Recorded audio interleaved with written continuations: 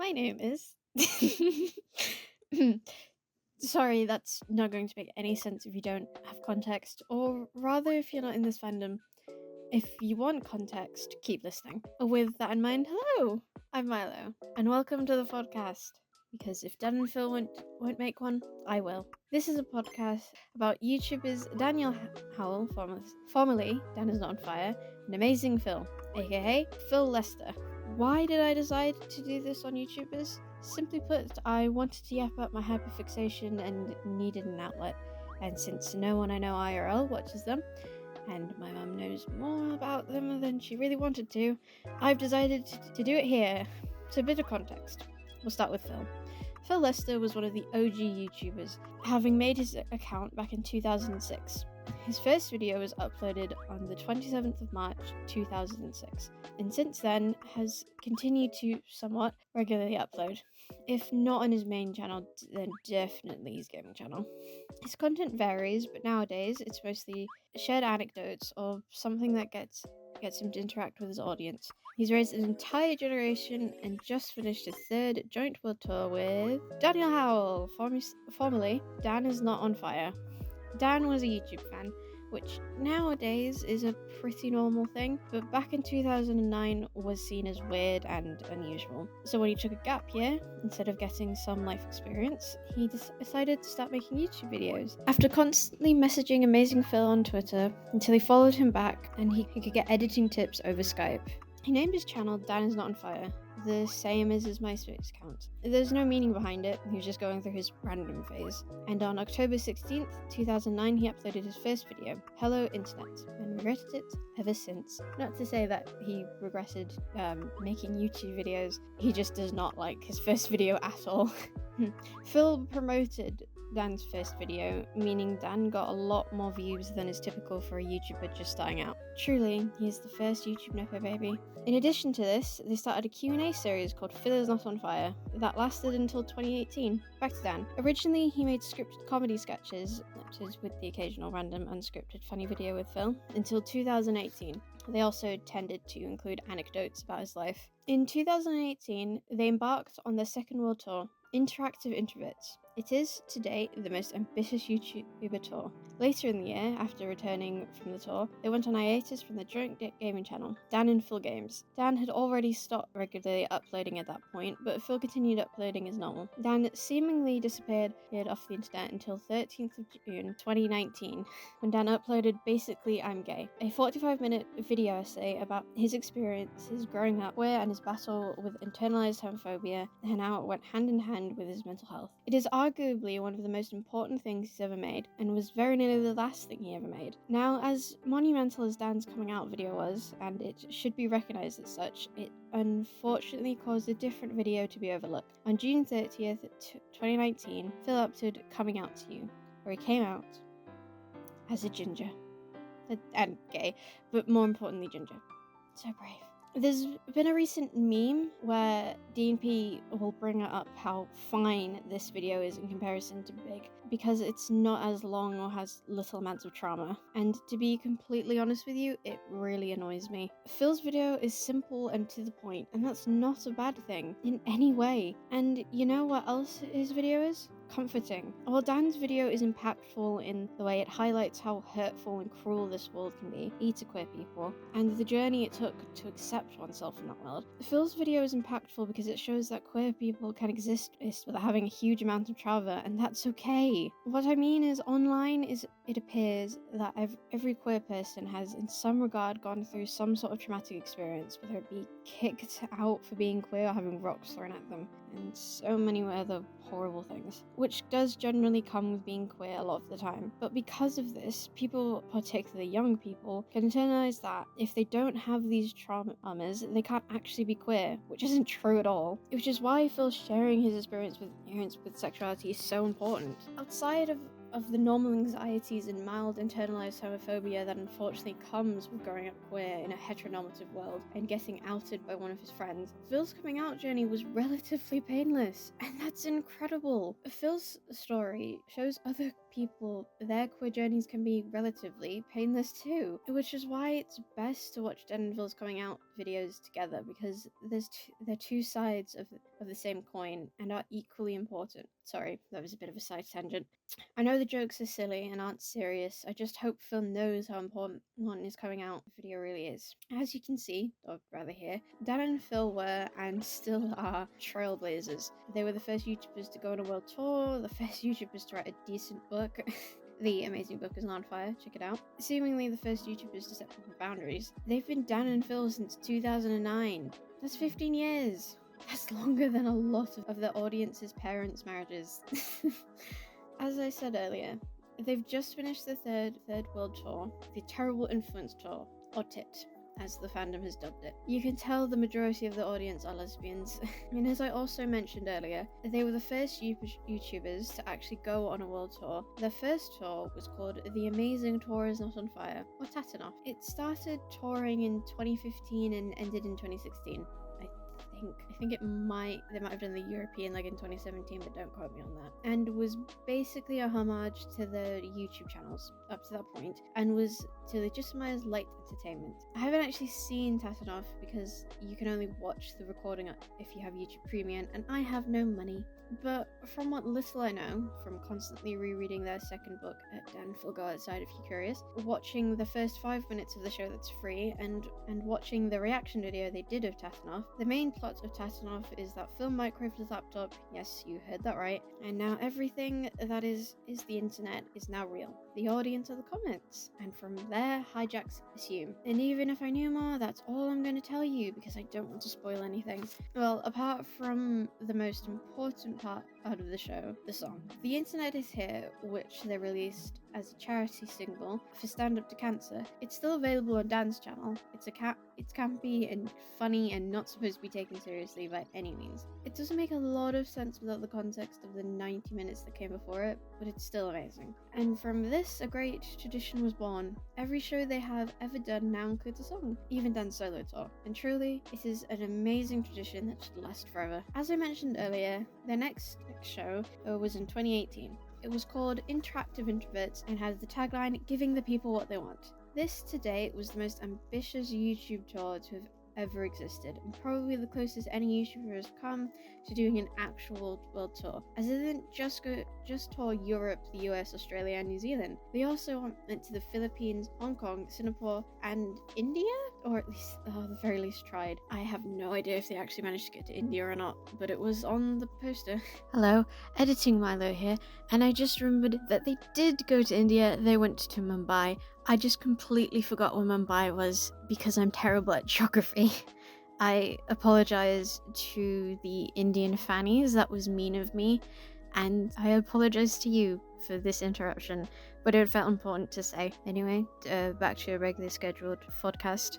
They tried to go to Brazil and Mexico as well, but unfortunately it didn't pan out. When the DVD came out, they did go to Brazil to debut it at least. They did a stage event which showed the DVD like a movie so that they could meet fans, which is nice, but not exactly the same as the actual show. I've actually have seen this show because, as I mentioned earlier, they released a DVD of this show, and I got my hands on one. My mum has also seen this show, and she really enjoyed it. The show lived up to the tagline of giving people what they want, and I'm not really sure how to summarize it without spoiling the entirety of the show. I think the best way to experience it is to go in blind. What I will say is that it was revealed in the video, Dan and Phil Massive Pizza Mukbang 2, that this was supposed to be the last Dan and Phil thing. They were going to do a tour, put the gaming channel on hiatus, and disappear into the void, or at least Dan wanted to. Dan felt like he needed to earn the right to stop, which honestly is really sad to think about. Not just because it would have been the end, but because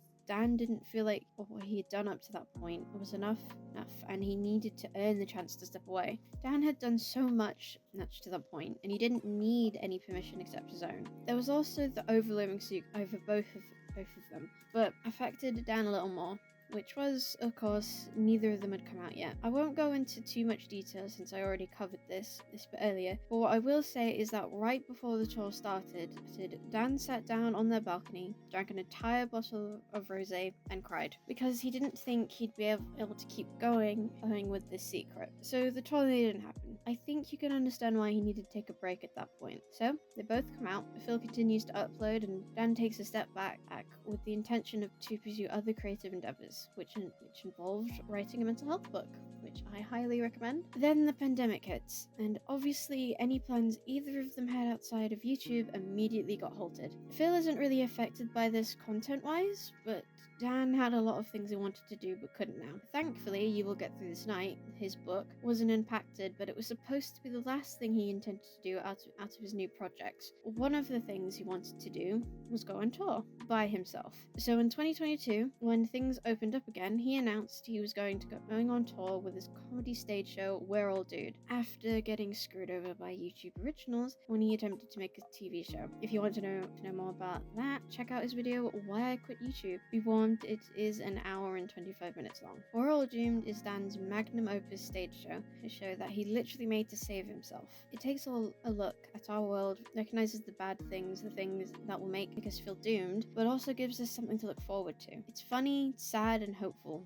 I highly suggest watching it, and good news, you can easily access this as it's been uploaded to YouTube by Dan. And yes, there's a musical number at the beginning of the show this time. I have seen this one, and I'm currently trying to get my mum to watch it too. And that takes us to 2023. Dan's just gotten back from the final leg of WOD, and Phil's still just uploading like normal. Then Phil comes to Dan with a crazy idea: end the hiatus and bring back the gaming channel. And he agreed. And thank God he did. Originally, it was just going to be for a couple of months, just to test the waters, to see what the YouTube gaming space is like now. They had no idea how many people would actually be interested, considering it had been 5 years since they officially did anything online together, outside of a couple of videos on Phil's channel, and one episode of Dystopia Daily, which was a YouTube series Dan made. Is anyone even interested in Dan and Phil anymore? Turns out loads of people were interested. You had people who had been OG fans coming back and praising their chosen deity that they were back, Dan and Phil that is, and new people showing up, being intrigued in what they missed. They were shocked at the amount of interest they had, and thus the start of the Dan and Phil Renaissance. So they figured they had to do something with this now. And since Phil hadn't seen any of the audience for 6 years, they decided to go on tour. Say hello to the terrible influence tour. It. Not so fun fact, the tour was actually leaked by Australian Ticketmaster on the same day Phil had just been discharged from hospital. If you want to know the story as to why he was in hospital, watch the video How Phil Nearly Died. He's fine, don't worry, he's just prone to medical emergencies. They've just finished the final show in Reykjavik, and we're all sad it's over.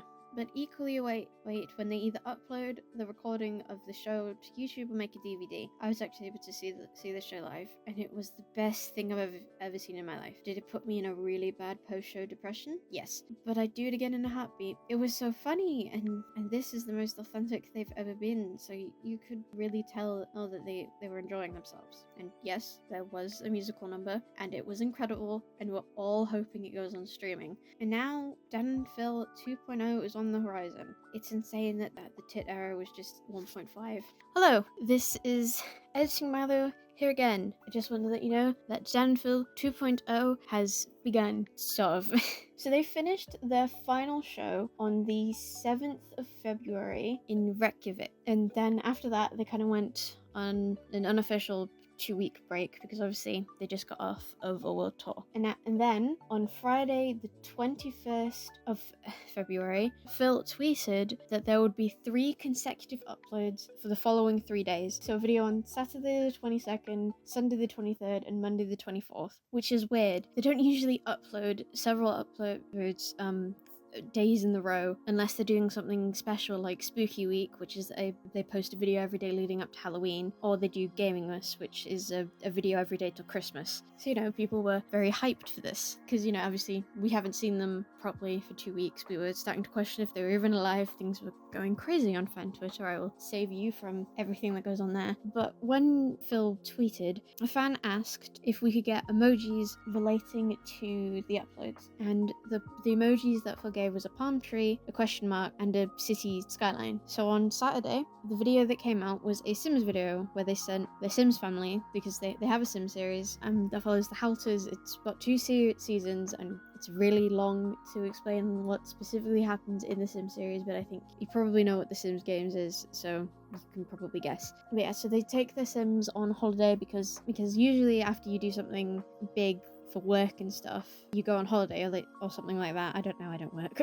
But they can't go on work right now, so because they're still working on a specific thing that everyone's pretty sure is Tit, the movie anyway. So they're living vicariously through their Sims. And then on Sunday, they uploaded a Q&A video. We knew it was coming anyway, because Phil had uploaded, before the tour had begun, a going away Q&A, but because they were going on tour, and Phil hadn't posted in a while and he needed an excuse to post. So when they come back, a return Q&A, and Phil had already posted questions, asking for questions on Instagram. They actually ended up taking down his post, Instagram did, that is, because thought of as spam, because they got too many questions, all the context of the questions. I don't know what the contents of the questions are besides the ones I submitted, obviously. And in this Q&A video, Dan and Phil 2.0 came up, and it appears that apparently neither of them knew what it was. The phrase Dan and Phil 2.0 was something that had come up in an interview the two of them did when the tour first began. I can't remember the specific interview off the top of my head, and so now they're just running with it. So feasibly, it could literally mean nothing, like at all, but here we are. But at the same time, they ended the video with something fairly cryptid to make it seem like that, yes, there is going to be a Dan and Phil 2.0 in a sense. The third upload on Monday was them reacting to a vlog they did in 2011-2012 called Day in the Life of Phil and Dan, because this was before they formalized Dan and Phil as the brand, and because it was posted on Phil's channel, it was Phil and Dan originally, which sounds really wrong in all honesty. I hope that this means we'll get reaction videos to the other Day in the Lives as well. There's only, I think, like 3 main ones, and then they did something in the same format called Week in the Life. And you know, for being YouTubers, they don't actually conventionally vlog that often because they don't do that much. But everyone really loves the Day in the Life series, but the first one has aged a bit like milk because it was, like, again, 2011-2012. But yeah, this is the official, in heavy quotation marks, start to Dan and Phil 2.0, and I'm happy they're back. Probably won't get another upload for a little bit because obviously they're still working on the Tit thing. One more thing I need to mention: the day before they started this 3 video upload sprint that we were blessed with, in this app called Dragon City, are a main sponsor of Dan and Phil, and they have been for nearly 10 years, I think, at this point, which is insane. And they were the first sponsor to come back after the hiatus ended. Over the course of the comeback, they've added Dan and Phil specific items to the game. It started with a banner flag, then there was a plinth of the golden pig, which is a lot to explain. And then they added their plushie seal called the Feel. And the most recent thing that they added to the game, which unfortunately is not something you can get free promotionally, is the Fan Dragon, which is a dragon that is a combination of both of them and is insane. That they actually went through with it, and it's incredible. I know other YouTubers who get sponsored by Dragon City have themselves as dragons in the game. Like, I think a YouTuber called Call Me Chris had one. So day before the 3 uploads, it showed up and everyone freaked out because it combined the 2 of them together, and one of the main moves is called a Twister of Love, which I'm not going to go into why that is a big deal, but just know it is a big deal, and we were very excited about it. I'm very excited for this new era of Dan and Phil, if you cannot tell. But anyway, that is all I wanted to say, actually. So now you will return to the regularly scheduled wherever I am in the script. The only thing for certain right now is that we're at some point going to get a Let's Play of Poppy Playtime Chapter 4, and we'll get a legitimate recording of Tit somewhere. And that's kind of terrifying. In a good way. A lot of funnies are now hoping for a Phil solo project, and honestly, I kind of am too. I don't think he'd do a solo tour. Would I be happy if he did? Yes, but I don't think it's likely. Instead, there was talk of Phil having a game show or an interactive show on Netflix, I think, or writing a book. And I think these things are much more likely than a tour. With that being said, he seems rather content with Dan and Phil things right now, so maybe he'd rather focus on that than trying to pursue anything new on his own. You can say, well, Phil. But certainly not us. I've talked a lot about what Dan and Phil have done, but I thought I'd now talk about what they did for me. Not personally, unfortunately. I discovered Dan and Phil in 2019 through Basically I'm Gay. Safe to say I was madly confused when Phil was mentioned. I was 12, and already Big was depressingly relatable, and now being 18, I can say it's even more relatable. Having just realised I was bi, and just having the first inkling I was trans. And then 2 weeks later, Coming Out to You came out. Now, obviously, I joined during the hiatus. Upon finding this out, I was upset. I had missed Introverts by 1 year. The silver lining, however, I was able to binge all of Dan's videos and the gaming channel videos. Well, not all of his videos. After watching a lot of Dan's videos, I realized I related to him a lot. A concerning amount, really. So when I came across Daniel and Depression, Dan's video opening up about his depression, I was scared, so I didn't watch it. For over 4 years, I would just ignore the video. Until 2023, when they brought the gaming channel back. At that point, I was 16. I turned 17 in December. They brought the gaming channel back in October, and I'd been through a lot. I won't go into detail, because this is about Dan and Phil, not me. But at that point, I understood more about my mental health and finally felt comfortable watching the video. And I was right. It was very relatable. Something I should mention is that I did actually stop watching them, both of them, in 2021 until the gaming channel came back. The reason for this was because of Dan's tour. Sort of. Both me and my sister wanted to go, but the tickets were really expensive, and we wouldn't have been able to go on our own because we were children. I think I was like 13, 14, and she would have been like 12, 13. So we'd have to drag our mum to the show, so we couldn't go. Due to this, I got really bad FOMO, which affected my enjoyment of Phil's video as well. So I just stopped watching. It's safe to say I regret this, as Phil's lockdown videos are hilarious. Thus, when they brought back the gaming channel, I was basically a new fan. Speaking of when they brought back Dan and Phil Games, I'm so glad they did it at that time. I don't want to go too much into it, but I was having a really hard time when they decided to bring back the gaming channel, and it might have actually saved me. So thank you, Dan and Phil, for simply being you, because you really helped me laugh when I thought I couldn't. There's a lot more I could say. There's 15 years worth of content after all. But I'm only allowed 5 minutes max, and having looked at the time of this recording, I've definitely gone over the allowed time. And a lot of Dan and Phil things are built on layers of references and would take hours to explain. I haven't even gotten into the whole golden pig thing. That would take a while to understand, trust me. I've only barely grasped it myself. Something I do want to say is that Dan and Phil built a safe place, not just for us, but for themselves as well. By making us feel wanted, we gave them a place to be them, and that's pretty amazing and not on fire, right? Oh, right. Before I go, I promised context for the opening bit, didn't I? It's how Dan opened his first video, Hello Internet, which he famously hates. And so we take the opportunity to meme whenever we can, because no matter what he does, he can never escape who he used to be. I say all of this with affection, and don't worry, he's in on the joke. I hope this has, at the very least, convinced you to check out their channels. But without further ado, thank you for letting me yap about my hyperfixation. Bye!